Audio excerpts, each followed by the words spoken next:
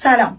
در پاسخ به صحبت‌های آقای پزشکیان رئیس جمهور محترم که دیروز فرمودن هر کسی که میتونه بحران آب رو حل بکنه بیاد و من اختیار کامل رو بهش میدم در این شرایط بحرانی، خواستم بگم که من شبنم دلفان، رئیس اندیشکده یا تینک تانک کنسول سیاستگذاری‌های اوراسیا در لندن، عضو مشاور ارشد سازمان ملل متحد در کمیته بحران زیست محیطی و پدافند غیرعامل نیمکره جنوبی و سفیر افتخاری سبز سازمان ملل متحد در اینجا در محضر مردم محترم و شرافت خودم و به نام خداوند قسم میخورم که حاضرم تیم تخصصی بین المللی وارد ایران بکنم به دو شرط: یک، اختیار تام در مدیریت و بحران آب و پسماندهای استانهای شمالی برای حل بحرانها از 0 تا 100.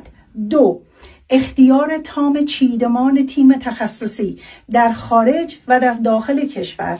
من این قول رو میتونم بدم در محضر همه که میتونم این بحران رو حلش بکنم. بارها هم اینو گفتن، مشکل پسماندهای شمالی و مشکل آب در ایران بیشتر مدیریتی هستش. تغییرات اقلیم این پدیده را اکسلریت کرده، فرایندش رو برده بالا، ولی بخش اعظم مشکل به خاطر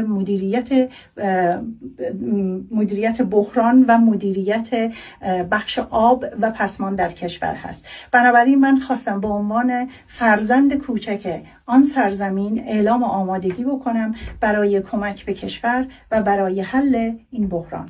مانا باشید.